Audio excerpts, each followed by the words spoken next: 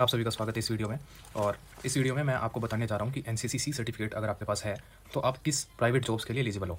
बहुत से NCC cadets होते हैं जो 3 साल 4 साल एनसीसी में स्पेंड करने के बावजूद भी उन्हें इंपॉर्टेंस नहीं पता होता कि आप इस सर्टिफिकेट को कैसे यूटिलाइज़ कर सकते हो। तो उन सब के लिए आज ये इन्फॉर्मेशन बहुत हेल्पफुल होने वाली है और आपको ये आपके करियर में एक डायरेक्शन देगी।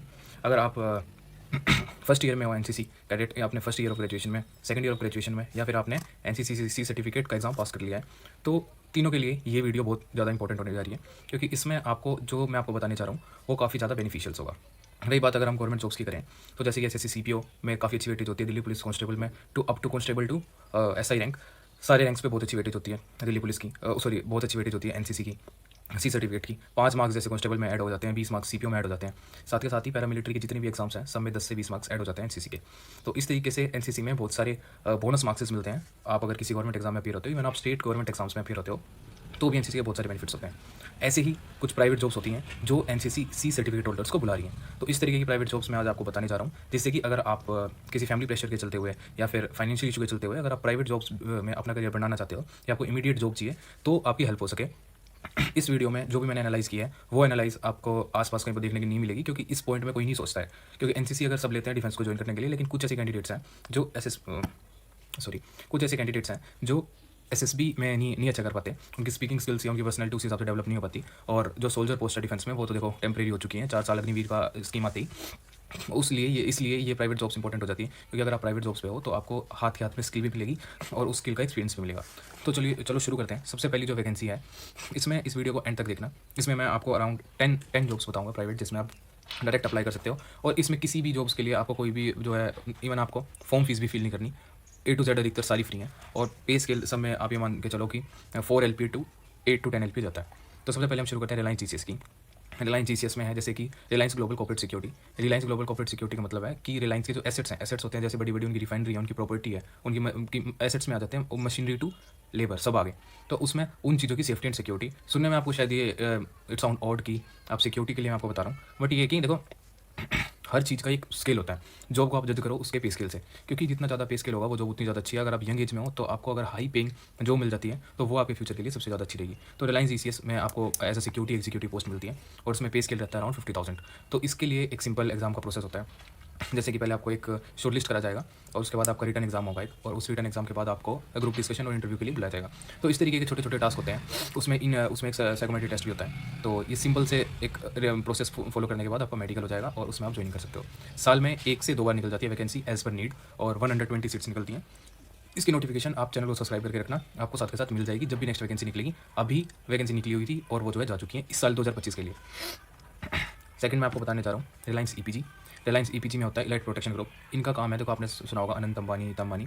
तो जो अंबानीज़ है उनकी पर्सनल क्या कहते हैं, जो पर्सनल कॉन्वे होता है, जैसे आप ये मान के चलो कि काइंड ऑफ पर्सनल सिक्योरिटी में ये चाहते हैं जो उनके पर्सनल एसेट्स हैं, जैसे कि उनकी प्रॉपर्टी, उनका घर हो गया, इस तरीके की जो उनकी पर्सनल बिलोंगिंग्स है, उसके लिए ये एक सिक्योरिटी ग्रुप का संगठन करते हैं। उसमें ग्रेजुएट्स चाहिए और स्पीकिंग स्किल्स आपका कहते हैं सेम रिलायंस जीसीएस जैसा प्रोसीजर होगा।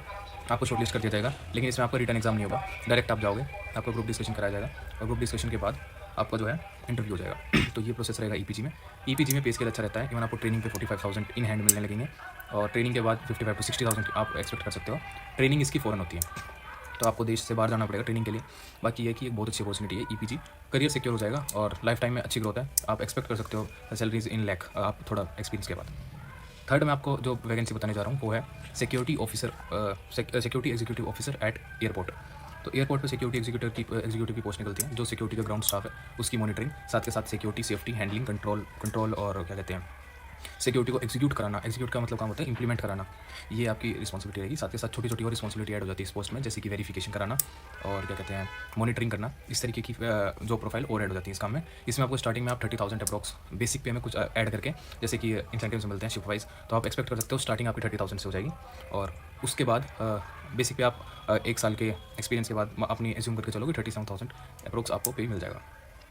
और इसमें हाई रेट ऑफ प्रमोशन रहता है, क्योंकि आप एक्सपीरियंस लेने के बाद कंट्री स्विच कर सकते हो, मेट्रो सिटी में जा सकते हो, तो इसमें ज़्यादा बेनिफिशियल रहता है। ये एविएशन सेक्टर में अगर आप चले जाते हो तो वो एक थोड़ा लग्जरी हो रहता है, क्योंकि एयरपोर्ट पे जो भी वर्क प्लेस होता है वो काफ़ी वेल मेंटेन्ड, हाइजीनिक और अच्छा खासा रहता है।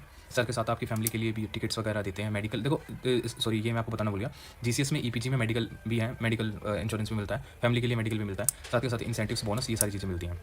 तो थर्ड हो गया वही security executive officer eight airport. अब मैं फोर्थ आपको बताने जा रहा हूँ, आपने जिस भी सब्जेक्ट से ग्रेजुएशन किया है, अगर आपने उस सब्जेक्ट को थोड़ा थोरोली पढ़ाया, अच्छे से पढ़ाया, तो आप किसी प्राइवेट स्कूल्स में या फिर आप किसी प्राइवेट कॉलेज में अप्लाई कर सकते हो। मतलब कॉलेज में तो आप सिर्फ ग्रेजुएशन बेस पे नहीं कर पाओगे अप्लाई, आप किसी प्राइवेट स्कूल में अप्लाई कर सकते हो जिसमें एनसीसी हो, उसमें आप अप्लाई करो फॉर अ टीचिंग पोस्ट। और उसमें आप अपने रिज्यूम में मेंशन करना है कि आप जो एनसीसी एएनओ का काम होता है, आप सबको पता है कि एएनओ क्या काम होता है और किस तरीके से एएनओ काम करते हैं। तो जो एएनओ का काम होता है, जैसे कि आप काइंड ऑफ ड्रिलिंग इंस्ट्रक्टर और एनसीसी कैडेट्स की मैनेजमेंट और उनका कोऑर्डिनेशन। तो आप जब आपको जो प्राइवेट स्कूल हायर करेगा, अगर उनके पास एनसीसी है, तो आपका काम होगा टीचिंग प्लस आपके पास एक और जो प्रोफाइल ऐड हो जाएगी एनसीसी में मॉनिटरिंग करना और इवेंट मैनेजमेंट का काम। तो आप 3 जो प्रोफाइल के लिए एक अप्लाई करना कि सर हम तीनों काम जो है एक साथ मैनेज कर सकते हैं, तो जिससे आपकी जो है हायरिंग हो जाएगी। इसमें आपकी हायरिंग में अच्छा खासा आपको बेनिफिट मिलेगा। इवन आप किसी स्पोर्ट्स में हो तो उस पोस्ट के लिए आप बहुत अच्छे से जा सकते हो। प्राइवेट स्कूल्स में आपके आसपास होगा तो शायद सैलरी 20,000 अराउंड ही रहेगी, लेकिन ये आपने घर के आसपास रहोगे तो आपकी लिविंग कॉस्ट कम हो जाएगी और फैमिली टाइम आप दे पाओगे, तो वो भी बेनिफिशियल रहेगा। उसके बाद मैं आपको बताता हूँ, देखो अगर आपने कोई टेक्निकल कोर्स किया हुआ है तो देखो टेक्निकल कोर्स किया हुआ है तो डेफिनेटली आप टेक्निकल हिसाब से देख सकते हो। तो मैं बोलने लगूँ कि बीटेक ने क्या अगर आपने बीटेक किया तो आप ये कर सकते हो, बीसीए की हुई है तो, या ऐसे कोर्स वाइज बताऊंगा तो कोर्स वाइज तो आपको खुद भी पता है, आप अपनी ब्रांच में हो तो आप क्या क्या कर सकते हो। मैं बता रहा हूँ जो चीज़ें एनसीसीसी सर्टिफिकेट और ग्रेजुएट के बेस पे सब एक साथ कर सकते हैं, सब हर कोई अप्लाई कर सकता है सी सर्टिफिकेट होल्डर। तो उसमें हम बात करते हैं कि अब नेक्स्ट आ जाती है कि ये वैकेंसी वैसे 12th बेस होती है, ये है एयरपोर्ट पे लोड, मतलब 12th बेस होती है, साथ के साथ एडिशनल स्किल्स होनी चाहिए। और नी भी है तो फ्रेशर जा सकते हो, लोड मास्टर और ग्राउंड स्टाफ जा सकते हो। इसमें आपको 22 to 25,000 सैलरी मिलेगी स्टार्टिंग में। ये अगर आपकी स्पीकिंग भी अच्छी नहीं है और आपका ग्रेड भी अच्छा नहीं है और आपका जो है आपने ग्रेजुएशन सिर्फ फॉर्मेलिटी की है तो आप अप्लाई कर सकते हो। इसमें आपका एनसीसी सर्टिफिकेट है तो आपको इसमें वेटेज मिलेगी। और इसके बाद आप हाँ, अगर आप एनसीसी कैडेट हो, आपने किसी स्पोर्ट्स में रिप्रेजेंट किया है, ठीक है, किसी स्पोर्ट्स में अगर आपने रिप्रेजेंट किया नेशनल या स्टेट का आपके पास मेडल है, तो आप as a PT instructor apply कर सकते हो। पीटी इंस्ट्रक्टर में क्या कहते हैं, फिजिकल ट्रेनिंग जो इंस्ट्रक्टर होते हैं, और साथ के साथ ये पीटीआई जिसे हम बोलते हैं स्कूल में, वो अप्लाई कर सकते हो। उसमें अगर आपके पास स्पोर्ट्स के साथ साथ एनसीसी सर्टिफिकेट है तो हर स्कूल आपको जो है वेटेज देगा। तो इसके लिए आपका फिजिकल स्टैंडर्ड अच्छा होना चाहिए, तो आप अप्लाई कर सकते हो। उसके बाद ये क्रूज़ में सिक्योरिटी की वैकेंसी निकलती है, काइंड ऑफ मर्चेंट नेवी में आप मान लो, मर्चेंट नेवी में भी और क्रूज़ पे भी। क्रूज़ जैसे कि ये आप समझ गए क्रूज़ किसे कहते हैं, उस पर भी सिक्योरिटी की पोस्ट होती है। तो उसमें भी अगर आप अप्लाई करते हो as a fresher NCC certificate के साथ, तो वहाँ पे पे स्केल और भी ज़्यादा अच्छा होता है। आप यहाँ अगर 30,000 पे हो तो वहाँ पे आप 50,000 स्टार्टिंग में एक्सपेक्ट कर सकते हो। क्रूज़ की सिक्योरिटी पे आप जा सकते हो। इवन अगर देखो, मैंने जो आपको पहले जीसीएस बताया था वो रिलायंस की ऑफिसर एंट्री है, उसके अलावा एक 12th बेस पोस्ट होती है रिलायंस में। उसमें सोल्जर्स, मतलब काइंड ऑफ जो सोल्जर की जो पे स्केल होता है वैसा पे स्केल है, अराउंड 40,000 पे स्केल देते हैं। और मतलब ट्रेनिंग कंप्लीट होने के बाद तो उसमें भी आप अप्लाई कर सकते हो। अगर आपका फिजिकल अच्छा, तो उसका फिजिकल क्राइटेरिया थोड़ा हाई है, 5 किलोमीटर अराउंड 20 to 21 मिनट में आपको कंप्लीट करना होता है। अगर उस क्राइटेरिया में फिट होते हो तो फिर तो आपके पास अगर बी सर्टिफिकेट भी है तो सीधा वहाँ पे चले जाओ, ये बेनिफिट है। उसके बाद मैं आपको बता रहा हूँ कि जैसे टूर एंड ट्रैवल्स होते हैं जो, उन्हें चाहिए स्काउट्स गाइड, क्या कहते हैं, स्काउट गाइड और एडवेंचर गाइड। जैसे कि आपके आसपास माउंटेन रेंज है और रिवर रेंज है, इस तरीके की अगर आपके पास कोई नेचुरल एडवेंचरस जगह है और कोई टूर एंड ट्रैवल कंपनी से स्पॉन्सर करती है, तो आप उसमें अपना रिज्यूम अप्लाई कर सकते हो कि जो टूरिस्ट होंगे आप उनकी हेल्प करोगे। मतलब एक तरीके से आपका काम है टूरिस्ट की प्रोटेक्शन करना, टूरिस्ट को गाइड करना उस एडवेंचरस एक्टिविटी में। जैसे कि अगर आप जयपुर साइड रहते हो तो ट्रैकिंग हो सकती है, ठीक है। अगर आप पहाड़ों में रहते हो, हिमाचल या उत्तराखंड साइड रहते हो तो रिवर राफ्टिंग हो सकती है, और साथ के साथ क्या कहते हैं ये माउंटेनियरिंग हो सकती है। तो इस तरीके में टूर एंड ट्रैवल कंपनी जो हाई रेप्यूटेड कंपनी है वो आपको हायर कर सकती है और वो बहुत अच्छा पे स्केल देती है। आप स्टार्टिंग में एक्सपेक्ट कर सकते हो 20,000 और साथ के साथ आपको इंसेंटिव्स मिलेगा तो इट रिवॉल्व अराउंड 30,000। साथ के साथ इसके बाद मैं आपको बताता हूँ, अगर आपकी फिजिकल हेल्थ बहुत अच्छी है, आप जिम वगैरह जाते हो, आपकी हाइट 6 फीट अराउंड है, तो आप डायरेक्ट क्या करो, जो एनसीआर के साइड मॉल है या फिर जो बड़ी बड़ी प्रॉपर्टीज़ हैं उसमें बाउंसर के लिए अप्लाई कर सकते हो। आपको उसके लिए एनसीसी सर्टिफिकेट के बाद गंदी का लाइसेंस बनाना पड़ेगा।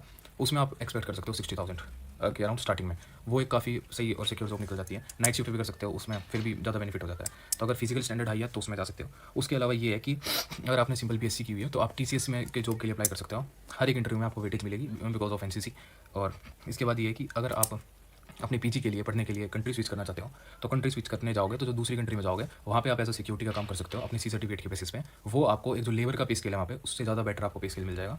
और इवन बाहर की कंट्री में अगर आपको सस्टेन करना है पढ़ने के लिए तो उसमें आपका एनसीसी बहुत इंपॉर्टेंट रोल प्ले करेगा आपको पार्ट टाइम जॉब मिलने के लिए। तो उसमें आपको पार्ट टाइम अर्निंग सोर्स हो जाएगा, आप एज अ सिक्योरिटी काम कर सकते हो। देखो कोई अगर जाता है तो उसे वो जो है जॉब नहीं मिलती। अगर आपके पास सी सर्टिफिकेट है आर्मी नेवी एयरफोर्स किसी भी विंग से तो वो वहाँ पे काफ़ी वैल्यूएबल है। आप जाओ शो करो, आपकी स्पीकिंग अच्छी होनी चाहिए, वो तो आप ऑफिसली करके जाओगे जब आपका वीज़ा लगेगा तो वहाँ पे आप जाके काम कर सकते हो, साथ के साथ अपनी पीजी कंटिन्यू कर सकते हो। और ये हो गई हमारी टॉप 10 वैकेंसीज़। तो वीडियो में अगर आप आखिरी तक हो तो थैंक यू, मिलते हैं नेक्स्ट वीडियो में। इससे रिलेटेड कोई भी डाउट है या फिर कुछ आपको पूछना है तो आप कमेंट सेक्शन में पूछ सकते हो। मैं कोशिश करूँगा कि मैं सबकी रिप्लाई करूँ। वीडियो को आखिरी तक देखने के लिए थैंक यू।